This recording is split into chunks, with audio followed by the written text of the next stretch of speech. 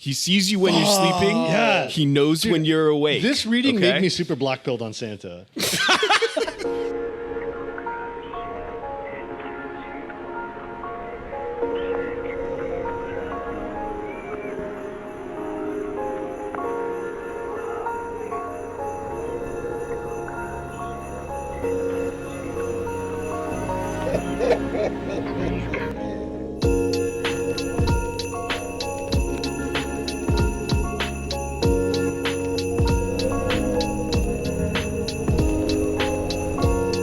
Ho, ho, ho. Welcome to our very special Christmas episode of What's Left of Philosophy. Merry Christmas and Happy Holidays. I am your host, Will, and here with me are my fellow gift givers, if there are any gift givers, Gil. Hello. I didn't even tell them I was going to do the intro like this, so they're a little off guard. But there's Gil, Owen. I'm present. Okay, and Lillian. Merry Christmas, everyone. Amazing. Hi, everybody. So this is a surprise episode, as you already know, and we thought that we'd give you all a nice little gift before Christmas by discussing our favorite deconstructionist, Jacques Derrida. For today's episode, we are talking about Derrida's thinkings on the gift. Specifically, we read his essay or a series of lectures called Given Time, Volume 1, Counterfeit Money. So Derrida might seem to be a bit off the beaten path for us, but I thought I'd try to set up what he is doing when he's talking about the gift. So his basic premise, if you can say that Derrida has a basic premise, is that all at once, giving a gift seems like the most ordinary thing in the world. And yet, at the very same time, if we look at what it means to give a gift, it seems to be actually quite impossible. What he means by this is, if you are truly giving a gift, if you are truly handing something over to someone, you should not expect to receive something in return. He uses the name or the concept economy to describe a sort of circularity, that if you are giving a gift, and this is the way to think about it, if you give a gift and someone gives it right back to you, you didn't really give a gift. If you give a gift and, perhaps you've had this experience, you give a gift and someone doesn't seem to be grateful and you get kind of annoyed, it means that you didn't really want to give a gift. You were expecting to get something else. And so Derrida in this text he's doing a lot of things. And, so we could go on the track of him doing a type of phenomenology of the gift, how difficult it is that when one gives a gift, when it appears, it already enters into an economy of exchange, an expectation that you will receive something back. Even when parents give gifts, perhaps what they want to receive back is seeing the light of the smile on their kids' faces, that kind of hokey stuff. And so what I find really interesting in this text, what Derrida's trying to do is, I studied some Derrida with Leonard Lawler at Penn State, and he'd always say that people think Derrida's really loose, he's really metaphorical, but there's actually a strict logic, a rigor to it.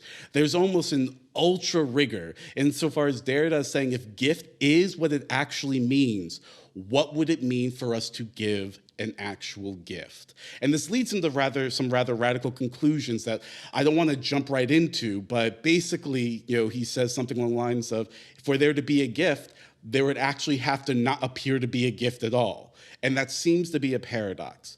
What I think the broad lesson we can take from this is the idea of what does it mean to give or forgive another person without entering back into a cycle of exchange, a cycle of debt, a cycle of bartering, etc. And so you can actually see Derrida engaging with a type of a problem of socialism, of what does it mean to actually receive or give that isn't immediately liquidated into the sphere of equivalences, the sphere of, and so what do I get out of?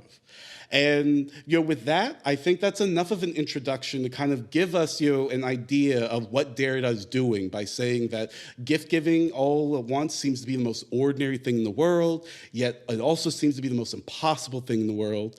And perhaps in this episode, I'm going to play the role of trying to defend my boy Derrida and say that he's not just playing semantic games here, that there actually is a real ethical, political question he is asking. And I'll say more about that later, but I want to hand it over to you all. So what was your experience with Derrida and giving time? What was my experience with it? I found it at once. I, as you know, am often kind of hyperbolically hostile to Derrida, but at the same time, like, I think that there's a lot going on in his work, and it's not just like, chicanery and not just like goofy postmodern nonsense. And I gotta say, it took a couple of pages of this text for me to go like, oh, all right, fine. There might be something here. There's a couple of pages where I was like, I don't know. What was that man. short story? Yeah, so the text begins with like a 4-page like little reading of this like one sentence excerpted from a letter from like a 1700s mistress of the king, who's like Secret wife. I give the secret wife, right? Who's like, I give the king all my time and I give the rest to this charity, and I wish I could give them all. And he's just like, you probably think this is a simple statement, you idiot. You moron. You didn't realize this is the whole secret of the deconstruction of Western metaphysics right here. This is the temporalization bro, of time in this one letter. Oh my God. I mean, he packs a lot into this. It's like there are circles, there's economy, then he brings up the concept of revolution, and then before you know it, he's like the metaphysics of presence. Mm-hmm. Yeah. We get into it real fast. Yeah. It's Presence a in short both senses. reading, so it's kind of incredible how fast we get to the history of metaphysics here. Yeah.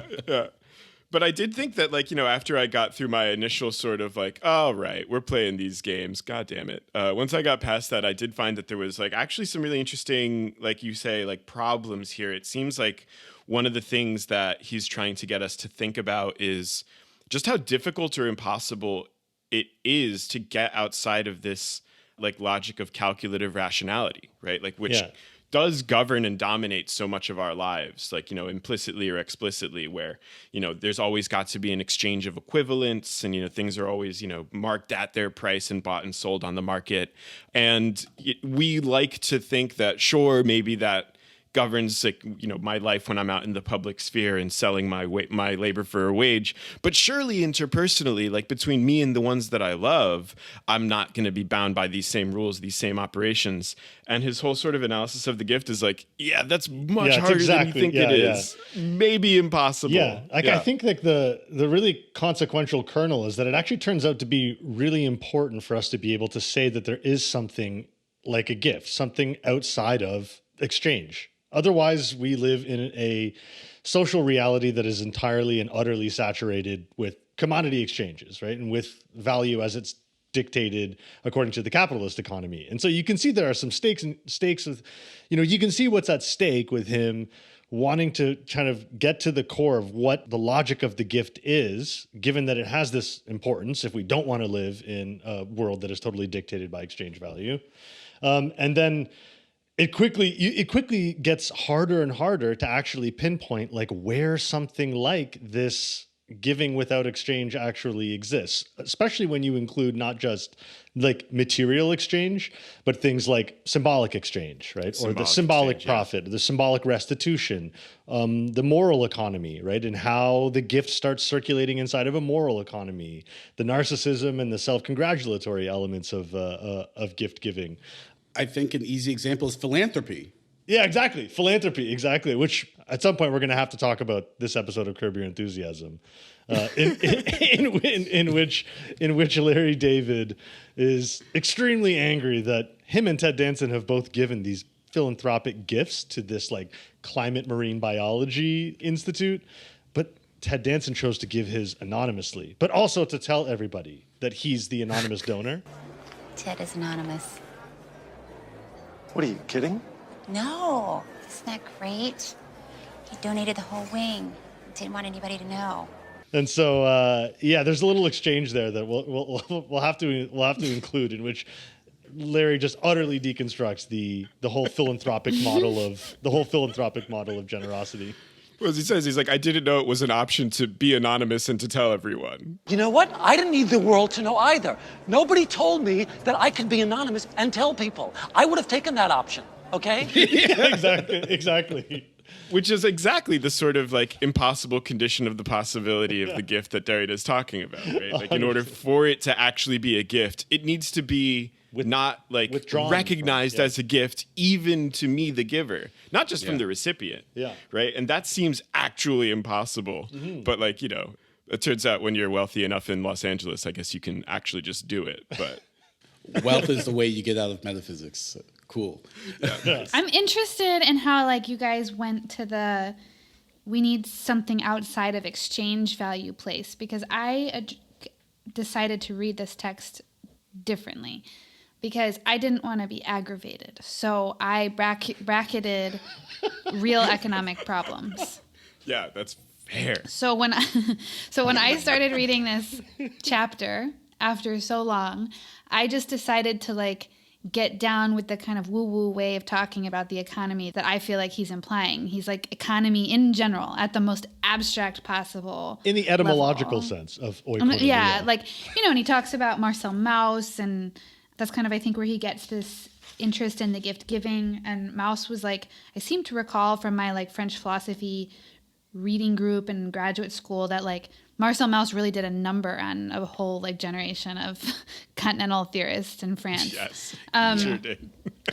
So like we're interested in the gift for this reason, but like all of that stuff that they're drawing on, the kind of structuralist anthropology stuff, that's not about capitalism like at all, And so there, it's like at the most abstract sense, what is the economy of gift giving and what is it useful for? And so I was finding myself asking, like, actually, what are the stakes of this? Like, why do I need there to be a gift? Because if I think about capitalism and the way that Owen was talking about, like, and what Gil was saying is, like, I totally agree. Like, that does create a motive for me. But I don't feel like that's what's in this text. Like, in the abstract, why do I need there to be gifts? Like, in its place, you could just have reciprocity and exchange. It doesn't need to be so zero-sum as it is in the way we normally think about it. I think there's a real problem here. I would actually like the problem of whether or not there can be gifts to be like further motivated. Yeah, I like that because it helps, I think, get at, there's like a moment where like, so one of the things that you just suggested as an alternative is a really appealing one, right? Reciprocity sounds like nice. It sounds really good, actually. And I think, in fact, in empirical cases, a lot of the time, like, yeah, reciprocity pretty good. That could be good. But like the point that he's trying to drive home, though, is that like even in like the reciprocity involved in like a gift giving situation, which we're familiar with this too, right? Like this is our surprise Christmas episode. We're gonna probably end up talking about Christmas too. This is one of the weird paradoxes or contradictions or aporia of Christmas as like an institutionalized holiday, is that there's these reciprocal obligations. They're obligations, right? Like I'm obligated to give gifts to certain people whom I love and whom I have like close ties to, and they're obligated to give these things to me as well. And like once we're dealing now no longer with a free gift or actually something just kind of, given gratis, once we're dealing with sets of reciprocally binding obligations, it just doesn't seem like it's that much of a difference than, say, like doing a purchase or sale, right? It kind of feels like we're bound in like a similar kind of logic. This is the same circle. It's contract, right? It's a different kind of contract, but once you're in the territory of contract, you're outside of the territory of the gift. Yeah, they seem mutually exclusive. Yeah. So, like, to make Derrida a little bit less woo-woo. So here is what I take to be like the practical issue.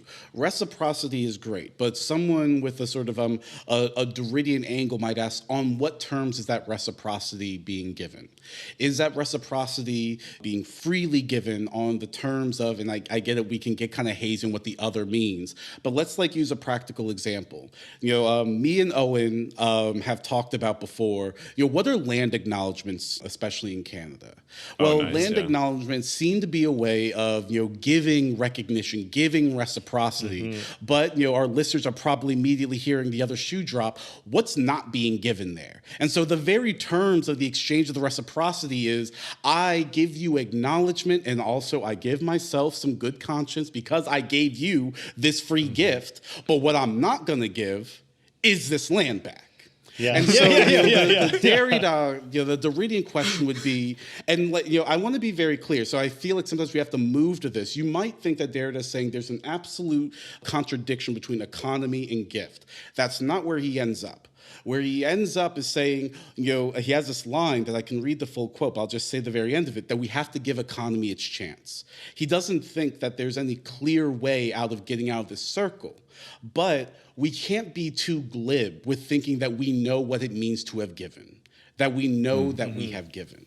And so I actually think Christmas is like and also a really good example, where all at once there's these obligations to give a gift, and there have been like critiques of like young kids and being like, go give your uncle a hug. Well, it hits different if you have to hug the person because of your family member rather than I want to give you a hug. But these are all everyday things that he thinks we know giving so well, so intimately, so pre-reflectively that we don't actually see the manner in which that when the gift appears, it disappears in this moment of actually it's an obligation. It's not actually a gift. And so what I think he's calling for is an attentiveness into what are the terms under which giving is demanded, how it's understood to be a gift, and how that forecloses sort of a radical appreciation or freedom of the other person, the other social group. Yeah, I like that because just because he insists that the purity of the gift is something that exists nowhere. It's very hard to locate, if not impossible to locate, where this kind of pure gift giving is without that element of restitution, without the kind of the moral jouissance that comes with it, or without the element of exchange or whatever. He's not saying that, yeah, so the gift is impossible. So like the practical upshot is that like don't even try to give gifts. Right? Like, just get back to exchange. Just get back to exchanging and whatever and trying to exactly. And he says at the end, and I'm curious what you guys think about this, but he uses a very Kantian language at the end, right? And he says that the gift is a transcendental illusion.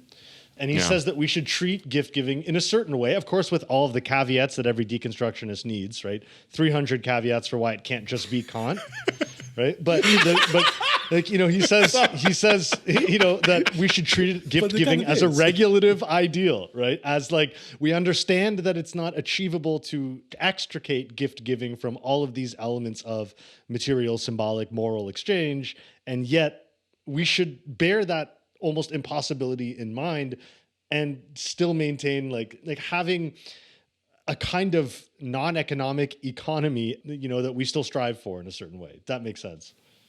Yeah, I mean, in this way, like the gift is one of a handful of terms that Derrida's work kind of like revolves around as trying to build something like a deconstructive ethos, these things that function just like, and I shouldn't say just like at the risk of incurring the ire of the Derridians in the audience, or maybe even you will, but just like a Kantian regulative ideal, something like, the gift is one, but then also hospitality, also forgiveness. And then in another places, justice, which nicely ties us to the discussion we were having about Benjamin the other day.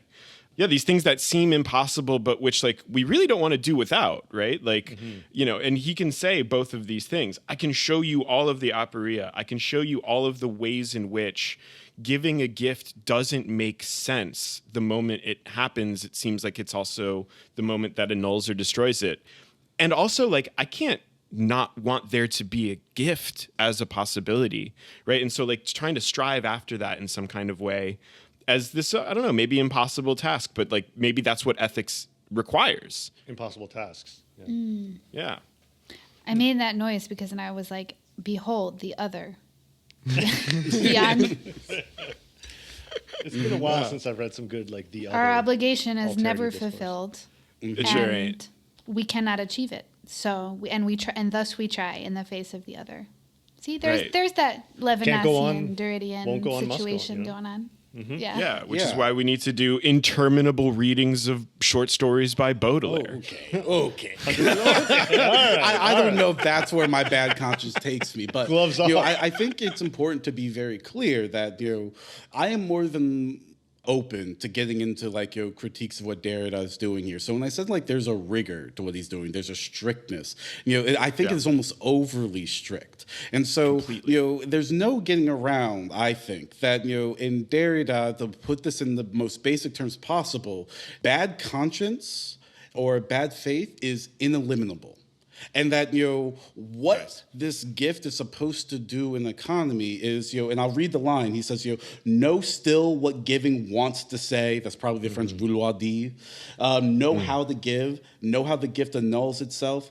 Commit yourself, even if commitment is the destruction of the gift by the gift. And so he is saying, that's great. What he's saying here is something like, know and try to give, even in the knowledge that you will never be giving enough, that you will never actually achieve the very thing. And so this is actually about a type of vigilance, I think, that he is calling for, subjects such as us who think we know all too well what giving is, we know all too well forgiveness is, we know all too well what justice is, and we have to try, and yet we also have to understand that because of these binds, we'll never fully bring it into appearance. And so it's really sort of tarrying with this, ineliminable negativity in human action. It's almost this powerlessness to bring into being what it wants to, which is gift, justice, freedom, those types of things. And I think one might ask, is it kind of pathological to have this type of bad conscience vigilance? I think we're very far away from Spinoz's joy, is all I'm saying.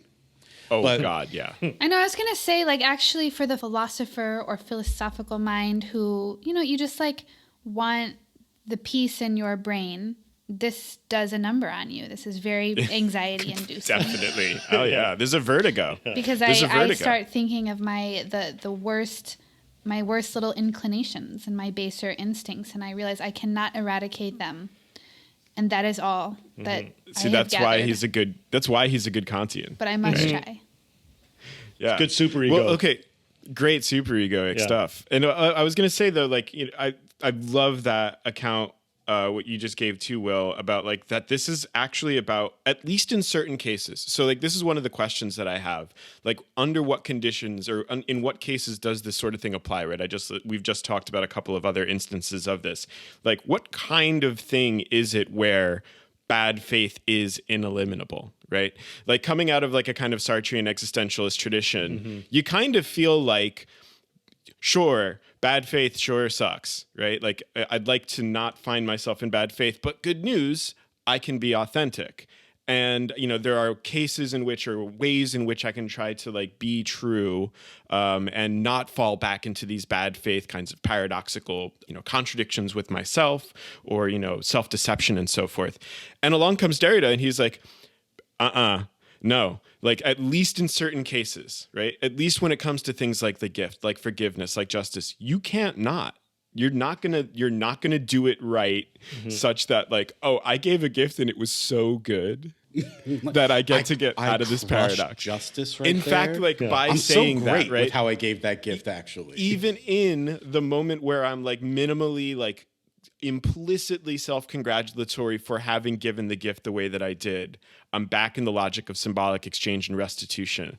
I'm getting a compensation psychologically and symbolically for the act for which I'm congratulating myself for not doing just that sort of thing, right? And so this is I don't know, is it a transcendental structure, right? It's not psychologistic. It's not a frailty or weakness of just human psychology. This is something deep about these concepts or something. See, I feel it's very Catholic. You're, yeah, the only gift you can give is your devotion to God. You know what I mean? You're not going to get it back until you die. Yeah, but Catholicism has such a robust symbolic exchange economy. You know what I mean? Where you have your ledger on your chest, when you die and you rise up out of the earth, and St. Peter you can pay. You can got the balance exactly sheet. You can pay. What's it called when you pay for the sins that you've done? Indulgences. Indulgences. The Yeah, ones exactly. Will is supposed to start giving us out soon for our whiteness. Yeah, that's right. I'm gonna make you wait for it though. The new what did I call that? The new Counter Reformation. Yeah, the new kind of information. Yeah. By the way, do you all know, speaking of that ledger, that balance sheet, do you know that the on the one hand, we have grace, right? Degrees of grace, which bring you towards salvation. On the other side, the negative unit is concupiscence. These are degrees of sinful desire. So it's a question of depending on your version of a theodicy or your salvific soteriology, it might be the case that you need to do a Bentham utilitarian addition of degrees of concupiscence versus degrees of grace to see if you make it into heaven or not. Okay, you guys have sufficiently defeated my Catholicism intervention, but hey, listen, I'm for this stuff. But I do feel there is something. I'll just piggyback on the last episode that we have. I do feel there's something religious about this. I'll just throw this out there because the only way that you can, it's not said explicitly, but if you start asking like, in what way could there ever be a gift? Like, surely it's something that is beyond human experience. Like, if that's possible, you know, that's like the ineffable. And I feel like... Well, I agree, but he warns at the end, this is where the Kantian regulative thing comes in, right? He warns at the end, he's like, don't engage in a kind of like faithful, not idolatry, that's not the word he uses, a kind of like, I don't know, don't worship the gift giving as this pure, ineffable, unachievable thing. Understand the inherent aporias in it, understand its kind of built-in possibility, and like almost give on the basis of that knowledge. Do you know what I mean? Like don't exclude that knowledge from the gift giving and just be like, okay, I'm just going to pretend I can give the pure gift. Like, screw this. Like, I'm a good person. I intend well. You know, don't do that. Okay. Yeah. This is the last thing I'll say about this. I just feel like that is like the structure of sin in general. Like that is like, despite the fact that I know that I will sin, you can't. I am going to continue to seek salvation and grace. I will continue. You know what I mean? So I think there's a structure of original sin to this, except you know the original sin. Like, look, we're not going to talk about the unnecessary the original black sin quotes is to time Heidegger. or language. Yeah, the original sin is Western metaphysics. Okay, The original sin is temporality. Fair enough. You know, I agree. Time is violence. Whatever I mean by that, whatever you, the listener, think I mean by that, yes, I mean that. Yeah, absolutely. Well, clock time is violence. The ecstasies of temporality, that's just legit. Wait, Time this has is where a we got circle. this, right? Like that everything became violence? Like time, metaphysics. It's big. I think a lot of people were trying to figure out how to make this political, and I think that they decided that metaphysics was violence, and so when you deconstruct the metaphysics out of texts that we all read, you're kind of making them non-violent. You know what I mean? Yeah, it's like the political. Or at least that's what they I've think they're doing. literally That's heard what papers like this. I was at a conference and I remember very well this guy gave a paper and he was just like, in order to have politics at all that isn't violent, we have to like do this thing before all the politics that breaks apart the metaphysics that makes politics possible or whatever. And I love these papers. Yes, and I remember, oh my God, you guys. Maybe Gil will have to edit this out. But Nancy Fraser was in the audience and she raises her hand after this presentation and she like just goes, you know, I feel like I've heard this paper before and like it just feels kind of empty. Like, what do you want me to do about this? Blow up And like, metaphysics. I was like, Then what the did you sunglasses learn? just fall over her face. Yeah. Queen. Yeah. Fuck. I love that. Nancy Fraser's gift. Yeah, for sure. No, it certainly can't be the case, right? That it's just like, yeah, well, once we've like thought hard enough about how time sucks, like then, you know, solve that violence problem. wait, can we actually- I guess. Yeah, maybe just stop for a moment. I don't know how much y'all want to get into this, but I thought I should just at least raise it. How deep some of the points that Derrida is trying to make here, because it isn't just about our kind of interpersonal gift giving. Like, there's a whole bunch of stuff that you alluded to it with some like the phenomenology of the gift, Will, but there's some stuff that's like about the way that experience is given to us and the givenness of like reality. And he gets real deep on well, this is where the Heidegger comes in. The Ilia, the 𝙁𝙤𝙧𝙚. Well, that's true. Yeah. The The 𝙁𝙤𝙧, 𝙁𝙤𝙧. He's obsessed with this German expression 𝙁𝙤𝙧, right? Like, I don't know if Lillian, a resident German expert, wants to get in on the expression, wants to chime in on this expression 𝙁𝙤𝙧. Yeah, let's do some semi-spurious but he's like foreign language etymology. It's almost as good as philosophy. Yeah, It's exactly. quasi-philosophy. I just had a whole conversation yesterday with my dear friend Jesus, who maybe we'll have on the podcast sometime, about how we are suspicious of everyone who, in continental philosophy, who seems to be able to play with etymology and words in this way. We think it's not real. That people don't actually learn German and French that well. It's not possible. No. Permanent skepticism. I don't know. Have you ever met someone that speaks? We're just Googling a word and looking at what Google says the etymology is and like, yo, that's really dope. Me and the Gambin on Google doing etymology. I don't know, Well, man. yeah, I mean, as we know, like, economy is oikonomia, as we all know, right? And Oikos and nomos, law hassle and- nomos, which, and yeah, that's the law, but also nemein, which is sharing or division, distribution, partage, you know? Okay. Gil's accent is so sick. All right. Partage. Partage. Le partage. Gil is flaming it right now, but I do want to come back and try to address a little bit what Owen is saying and defend Derrida just a little bit, just a little bit. I'm on board. Yeah. I'm on board. So the etymology stuff might seem kind of spurious unless you buy into a sort of metaphysical idea that these words have certain resonances. So when you're doing the punning, look, he makes hash out of present as in present moment and present as a gift. We get it. We know that's what he's doing. Mm-hmm. But I think that there is something to him saying that if you really want to understand the structure of the gift, understand that you have lost it as soon as you are talking about, so what are its laws? How do we split it? How do we divide it? And so it seems to me he's constantly asking something like, an ethical vigilance, I would tend to go to sort of Owen's question, how experience necessarily hides conditions of violence, conditions that actually undo the very thing that we think that we are accomplishing.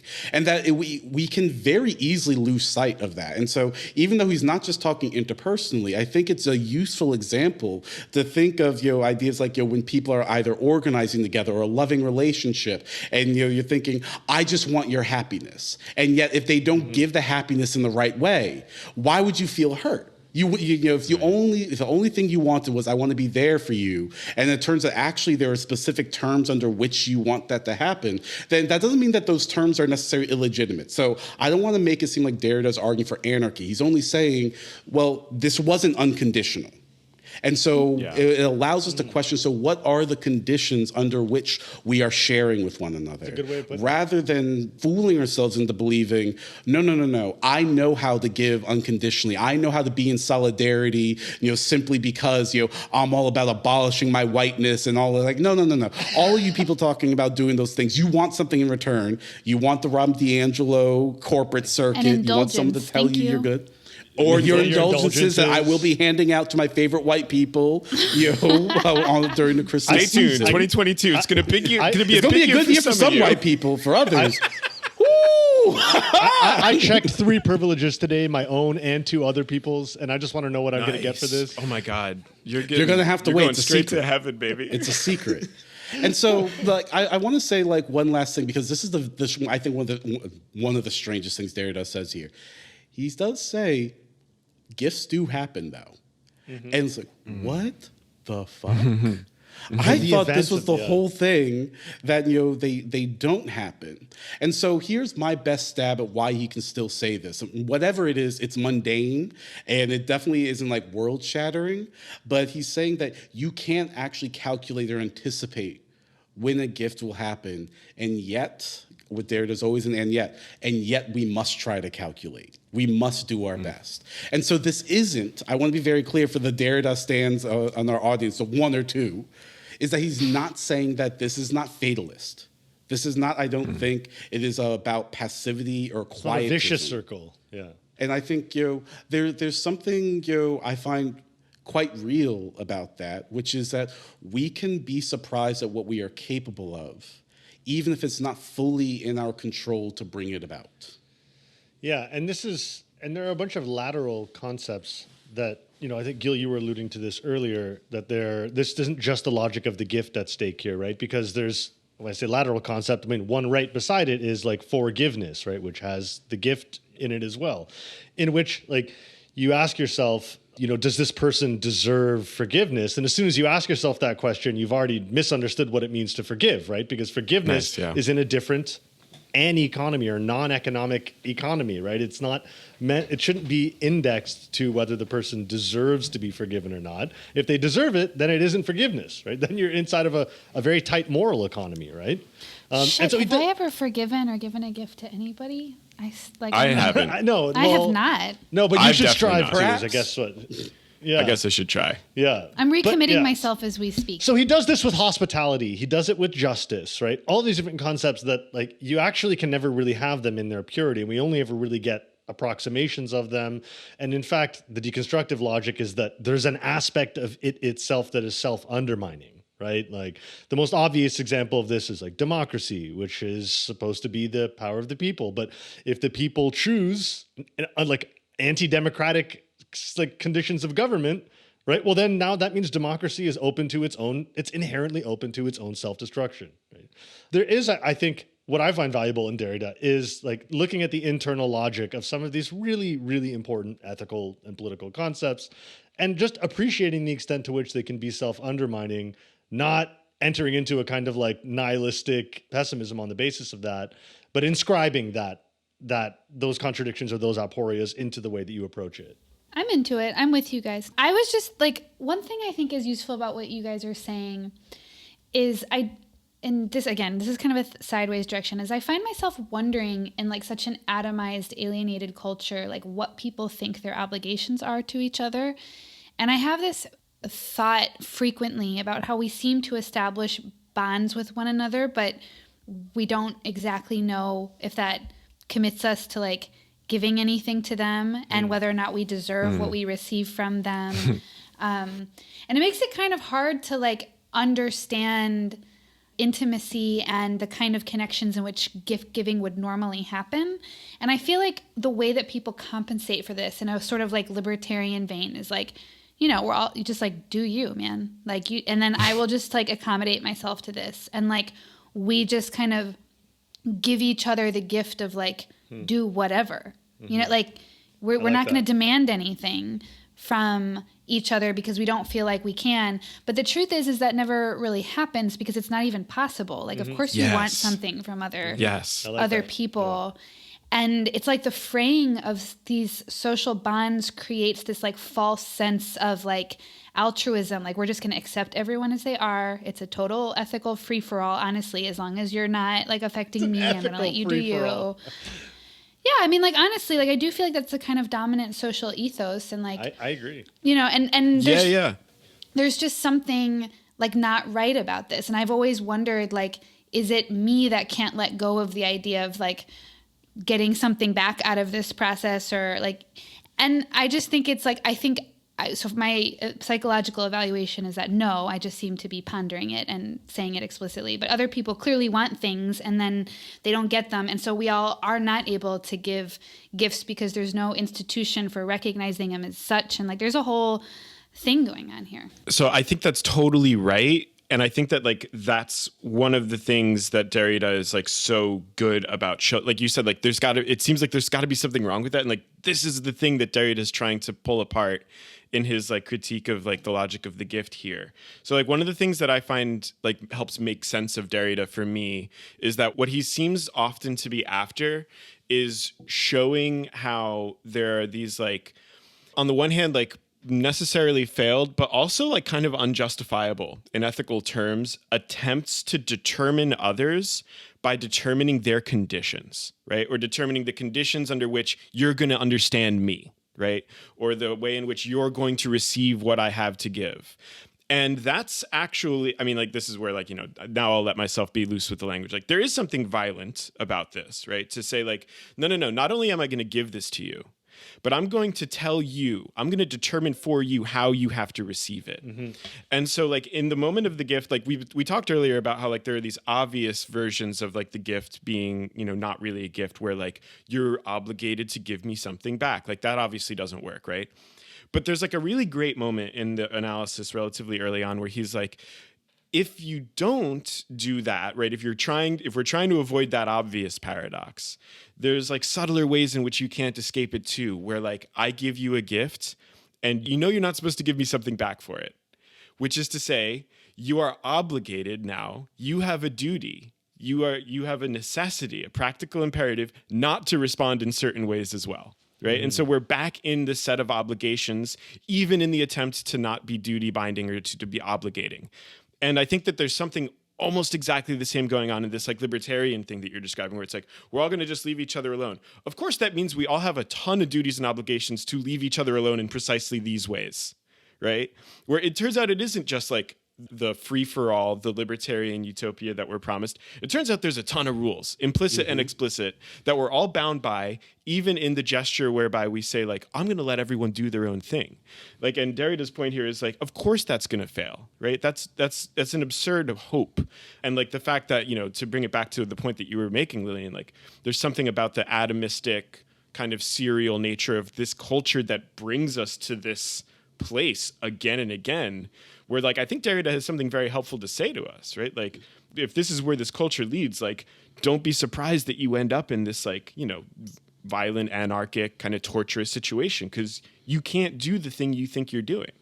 Yeah, I think that's right. And also, I wonder, you know, like Derrida has this like very strange stuff on, you know, for there to be an actual gift, in the instant there would also have to be a forgetting that, you know, the gift was given. And so here's what the way I would translate something that he's saying, which is, you know, a true gift, if there is any such thing, all at once affirms our bonds and obligations because it's inescapable that I owe something to you.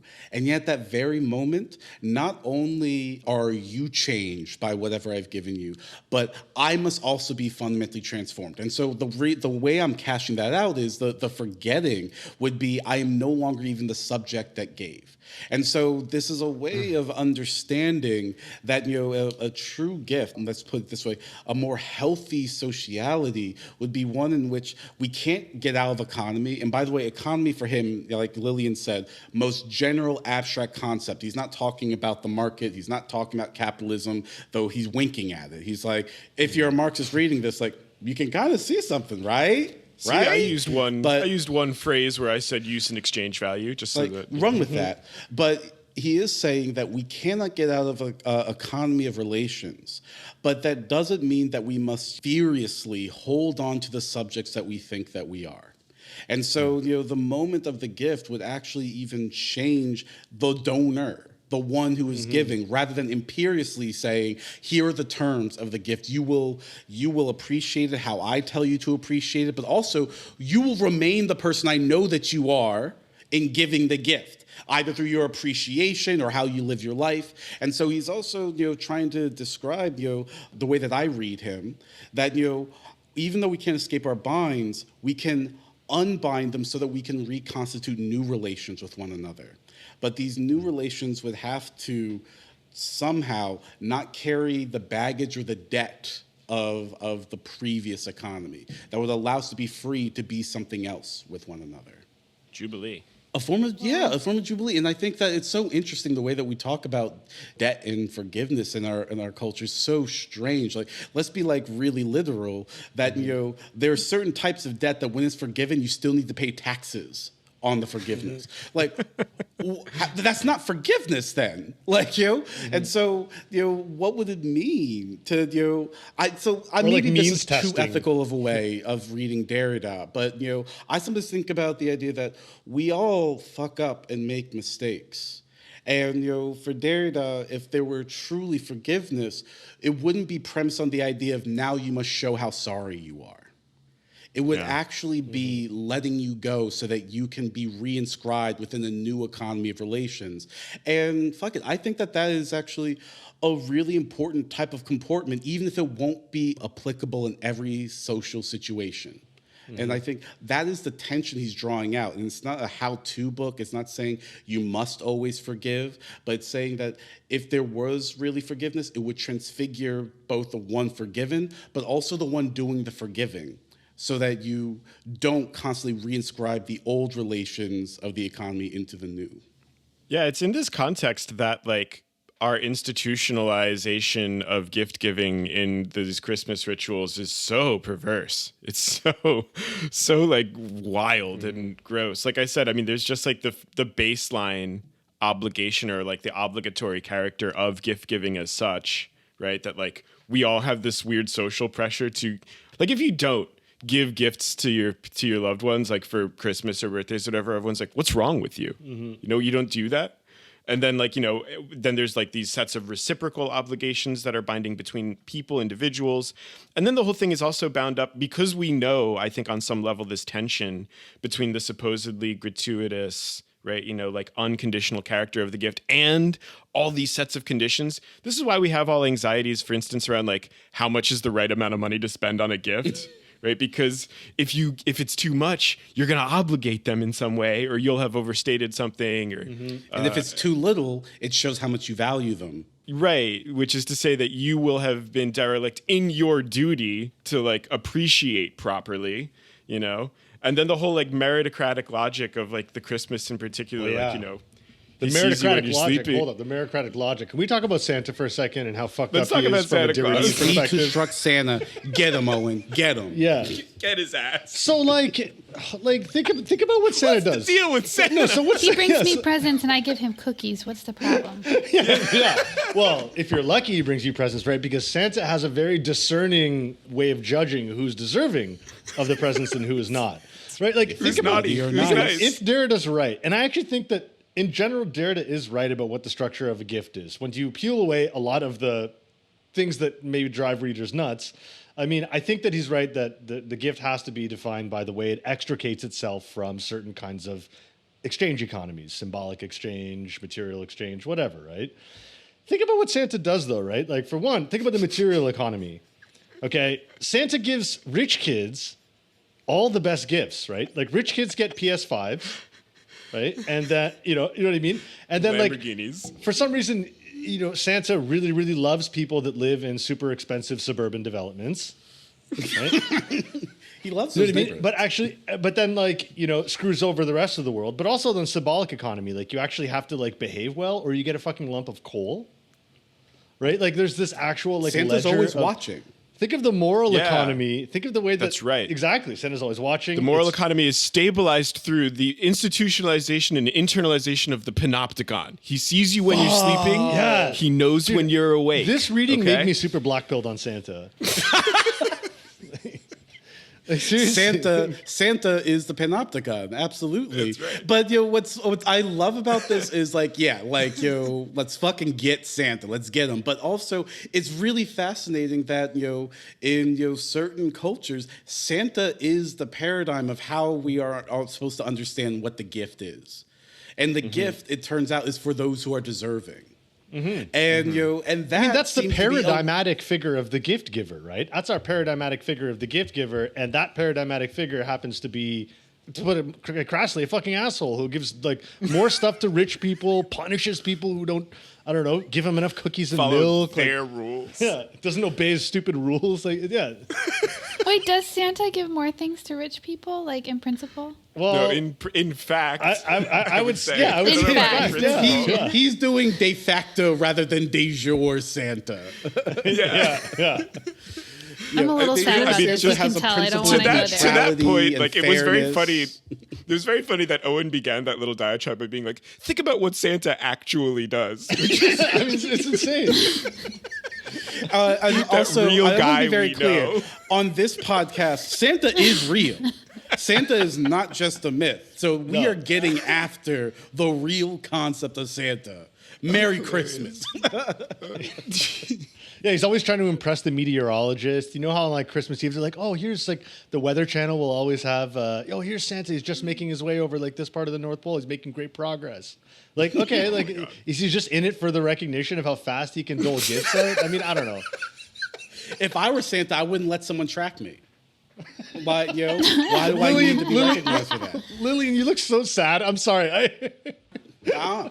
You know, I'm a little crestfallen over this, but I will accept it. We do ruthless critique of everything existing. Of everything existing, including our Sorry, boy. you Don't get me Makes wrong. sense. I enjoy Christmas, but I mean, but I the just- gift yeah. giving can transform Santa. Like, you know that movie? What's that Tim Allen movie? The one. Oh, it's Oh, a the banger. Santa Claus. oh, that's a Stone Cold The classic. Santa Claus. You see? Claus See with how the- he becomes huh? better? Yeah, that's true. Yeah. See, Sounds like a little bit of nomos as well, though. Yeah, but see, if Santa was that Tim Allen, I would be significantly less like doom-pilled over Santa's, Like Santa's giving the role. gifts to the children allowed him to love again. Exactly. He was transformed by the gift, yeah. I think there's a lesson in there for all of us. Lesson in there for all of us. I mean, like, unfortunately, like, I actually think where Derrida goes, rather than, I mean, it would have been really wonderful to end the episode on that there's a lesson there for all of us, but it actually seems like what Derrida is talking about, if there is to be a gift, that it can only happen in this, paradoxical tension of a disinterested interest. And what I mean by that is, the gift has to be, I can't feel like there's something in it for me, but it can't be I'm like a complete robot and I have no care of what I am doing. And so what I think it is this tension between universality and particularity, and the fact that every attempt of gift giving, of justice, whatever, we want it to be universal, but it always has to happen within a context that necessarily militates against it. And this is the fundamental structure of our experience, that we are hamstrung in between reaching for more, for the universal, and yet always having to make decisions, specific economic decisions here and now, which is why you can say that the impossible gift isn't even completely outside economy, it sets the circle going. Yeah. That's what I think it means, give economy its chance. And he's really leaning on the idea that the only chance we'll have to actually do it is by actually inscribing it in our language and our actions and words that we know. And the reason we do that is because we're impelled towards this surplus that we can never quite grasp. Well, this is why that episode of Curb is so perfect, right? Because like Larry gives what he thinks is a good gift, but for which he's getting the name recognition, right? And then along comes someone else, Ted Danson, who gives a similar gift, but supposedly without the name recognition, which makes it look like a pure, more true gift. But then, like, it turns out that's actually impossible. It's fake philanthropy, and it's faux anonymity. He actually doesn't. It isn't a pure anonymity, but in fact, people know who he is. And then by that reason, people are like, "Oh, it's an even better gift than the one that has the credit or name attached to it." Too many people don't do things out of the goodness of they want the credit. You are number one in my book, Ted. Right, which is to say that like. Trying to instantiate the conditions that would make the gift possible without these apparetic tensions or paradoxes is like disgusting, right? Like Ted Danson's like a monster in this moment. He's a snake. He's a snake. What is this bullshit? Anonymous. Give me a break, Anonymous. If you're anonymous, how come people know about it? I told maybe one or two people, friends, that I didn't think I wanted to have a secret. Oh, really? I have a feeling everybody in this room knows. Yeah, and he's like, "Oh, I didn't know that they would like respond like this." Like, I just think that the exhibit should be front and center, not my gift. Right. Whereas it's the only thing anyone can talk about is that he did this great thing by not attaching his name to the giving. Right. This is in Derrida's language like a totally insufficient like forgetting and not sufficient transformation of the giver at all. Like no, quite a bit of retention has happened here. We're all still stuck with all this. And the compensation is massive. The compensation's the best, right? Yeah. Never mind the tax breaks that will come along with it. Yeah, you gotta figure. Well, I think that this was great. I think we thoroughly got our listeners in the holiday spirit. You go home and try to give a gift. Yeah, try as best you can. Yeah, Good luck with your gift giving. Give it a shot. Good luck with your gift giving. You Grinch asshole. I know. I feel like this humanizes the Grinch, though. The Grinch is the greatest. The greatest Grinch of is the Christmas absolutely stories. the protagonist, even before his transformation. Reasonable heart got it. size. Back when he's cool, and then when he becomes kind of boring at the end. Yeah, it's a real downward arc, if you will. But we Grinch hope you got all it. enjoyed this special episode on Christmas and gift giving. We all appreciate all that you have given us, and we expect nothing in return. But since that does do it for us today, I'd like to close by saying new episodes of What's Left of Philosophy come out every 2 weeks wherever you get your podcasts. Before closing out today, we'd like to give some recognition to some of the people who are supporting the show on Patreon. We couldn't do this without you, and we are so grateful for this. Today's new patrons are Bingus, Lily Hugh, Chris Myers, Gregory Flores, Dennis Sullivan, GF, Ian Luau, Robert Bacon, Elizabeth Picard, Jake Coffey, Ben Horth, Lizzie Crontiris, Martin Spears, Quellian D. Tanner, and Chronicler. And a special shout out to those of you who don't use your real names, because that means you get it. But thank you so much. If you too like what we're doing and want to support the show, please subscribe to our Patreon at patreon.com/leftofphilosophy. Follow us on Twitter at @leftofphil, and don't forget to leave us good reviews and comments on your podcast app. With that, thanks for listening and happy holidays. Happy holidays. Take care, everyone. Enjoy the holidays. Thank you. Bye-bye.